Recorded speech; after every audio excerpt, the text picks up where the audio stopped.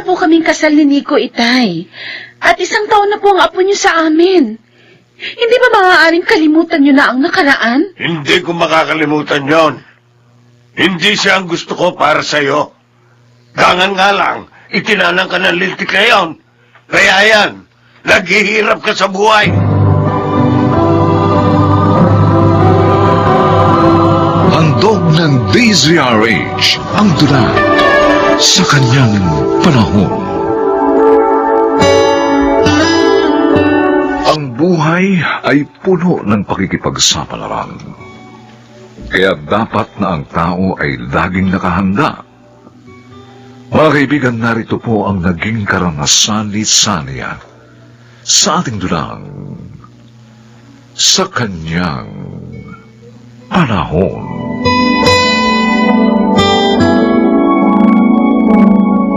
Ang dami mo namang huling isda, Nico, at malalaki.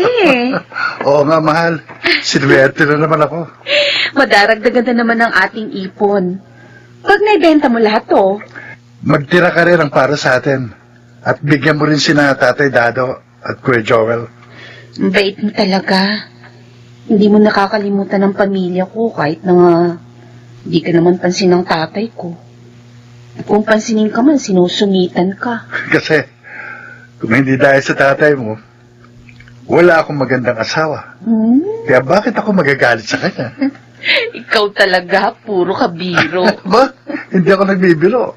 Talagang maganda ka. Oh? Napakaganda. At mapalad ako dahil ako ang pinili mo sa dami ng manliligaw mo.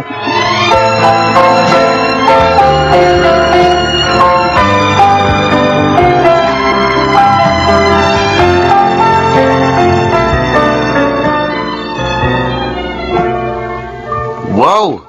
May isda na naman kami. At ang lalaki pa, ha? Padala ni Nico, Kuya Joel. Marami kasi uli siyang huli. Ang bait talaga ni Bayaw.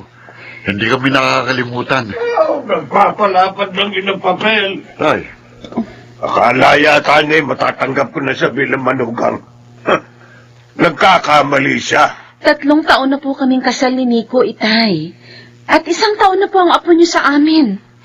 Hindi ba maaaring kalimutan niyo na ang nakaraan? Hindi ko makakalimutan yon. Hindi siya ang gusto ko para sa iyo. Dangan nga lang, itinanang ka ng lintik na yon. Kaya yan, naghihirap ka sa buhay. ay, tapos na po ang lahat. Wala na kayong magagawa. Matuwa na lang kayo na maligay sa Sanya kay Nico.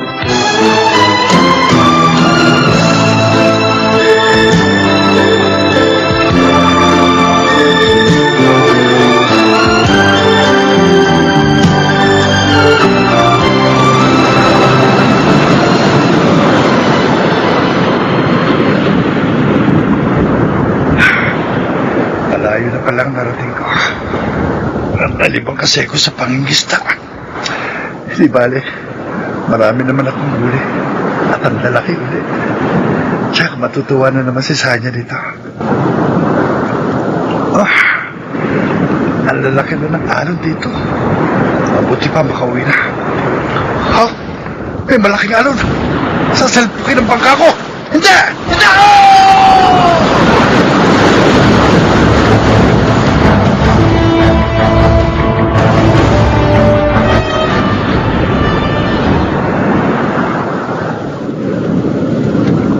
Sino ang lalaking yan, anak?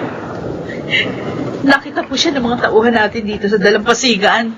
Sugatan siya, Mama. Ay, oo nga, at walang malay. Tumawag kayo ng doktor. Kailangan mailigtas natin ang lalaking ito. Marami siya sugat. Ay, bakit ka umiiyak? Ayoko siya mawala. Ayoko mawala si Noel. Pero anak, tulungan na natin siya. Sige, oo. Uutusan ko yung 1 tauhan natin na tawagin si Dr. Romano.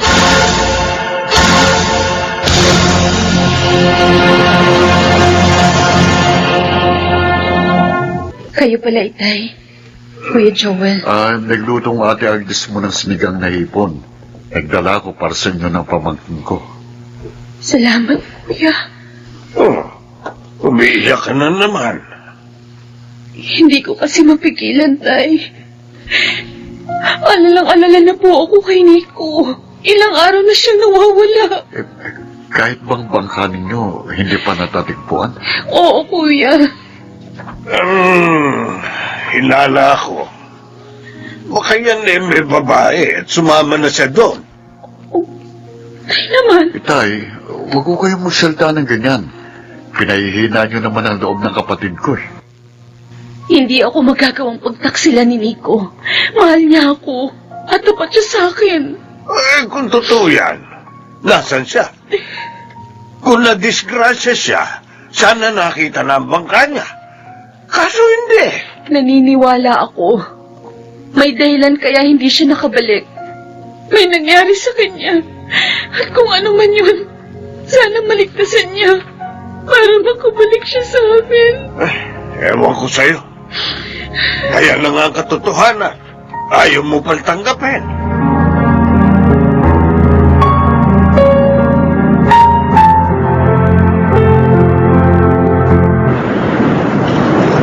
Kanina pa kita hinahanap. Narito ka lang pala sa may dalampasigan, Noel. Hindi Noel ang pangalan ko. Nico. Pasensya na, Rika. Nainip ako sa bahay niyo, kaya namasyal ako rito. Ang ganda dito, ano, Noel? Tahimik. Ang linaw ng tubig dagat. Ang puti ng buhangin. Rika, sinabi ko na sa'yo. Ako si Nico, hindi si Noel. Alam ko. Pero sana hayaan mo na lang tawagin kitang Noel. Kasi kamukha mo siya. Mas mataba. At mas matangkad ka nga lang sa kanya. Pero ang sabi mo, na-aksidente siya bago kayo ikasal. Oo. At iyon ang ikinamatay niya. Kaya nga nung makita kitang sugatan, talagang pinilit ko si Mama na tumawag ng doktor. Dahil ayoko mawala ka. Rika, Ayoko matulad ka kay Noel. Dahil mahal kita. Mahal kita, Nico. hindi. Nagkakamali ka lang ng nararamdaman mo. Akala mo lang mahal mo ko, pero ang totoo, yun ay dahil naaalala mo siya sa akin. Hindi ba pwedeng mahalin mo rin ako? Pasensya ka na. Pero may asawa at anak na ako. At natitiyak ko, nag-aalala na sa akin ang asawa ko.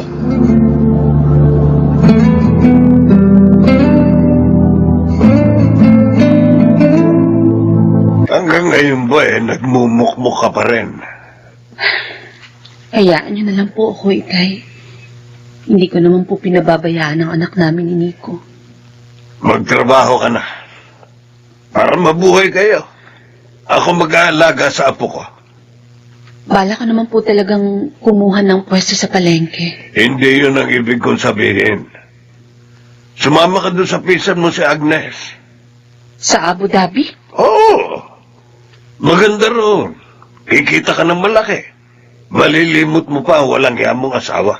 Pero, Itay, Akong mag-aalaga sa apo ko. Gagastosan ko rin ang pag-alis mo. ayoko po, Itay. Ayoko po mapalayo sa anak ko. May santik pala talaga utak mo. Tigas ang ulo mo. Itay, sana hayaan niyo na lang po ako. May asawa na ako. At isa pa, naniniwala ako. Babalik din sa amin si Nico.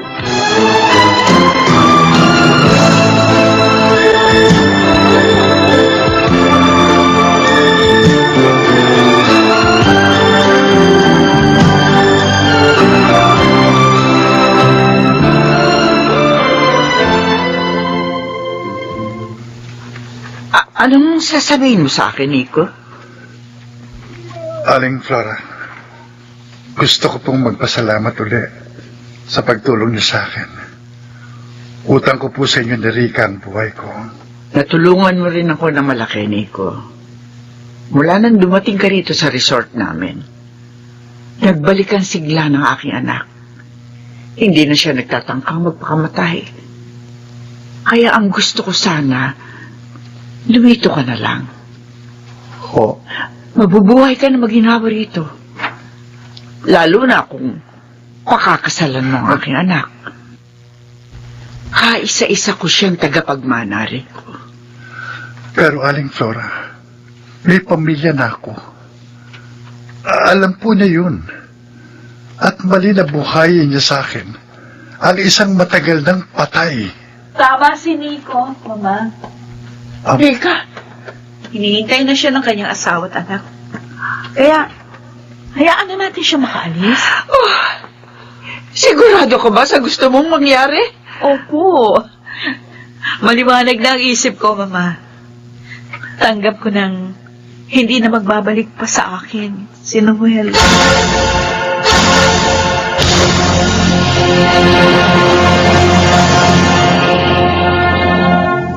Akala ko hindi ka na darating, Sanya. Ang tagal mo eh. Pinaliguan ko pa kasi si Junior, Kuya Joel, kaya medyo natagalan ako.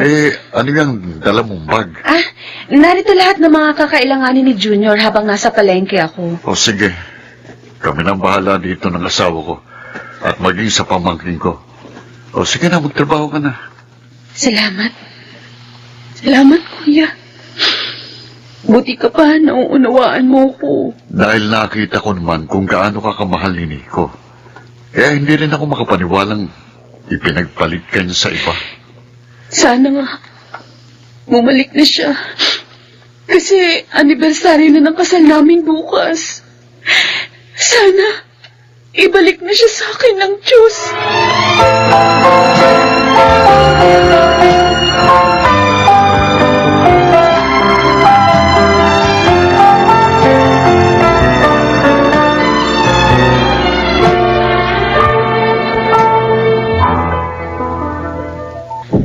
Tulog na si Junior. Malapit na rin matapos ang araw na to. Ang wedding anniversary namin ni Nico. Diyos ko. Nasaan po kayang asawa ko? Sana wala pong nangyaring masama sa kanya. At sana naaalala pa rin niya kami. Sanya. Nico! Nico! Nico! Ikaw na! Salamat! Salamat at nagbalik ka na! Nico! Patawarin mo ako sa pagkawala ko.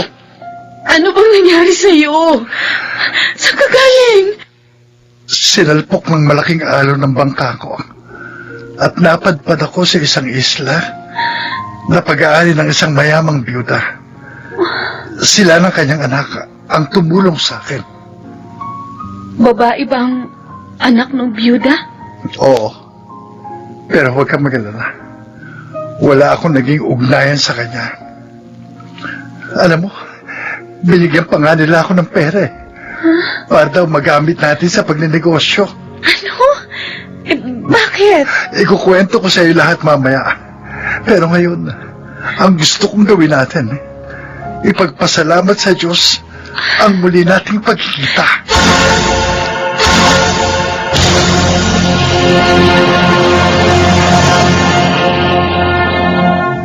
Kung mapagtatagumpayan lamang ang mga pagsubok at tukso, iba yung kaligayahan ang kahalili nito sa kanyang panahon.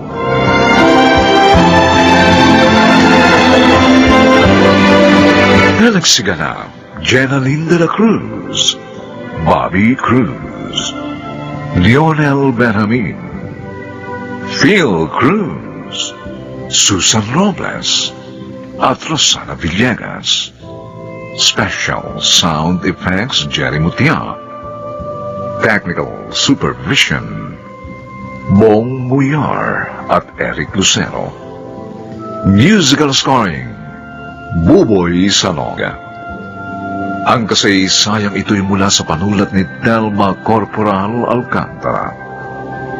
At sa pinagsamang direksyon ng inyong lingkod, June Martin Legaspi at Bobby Cruz sa kanyang panahon.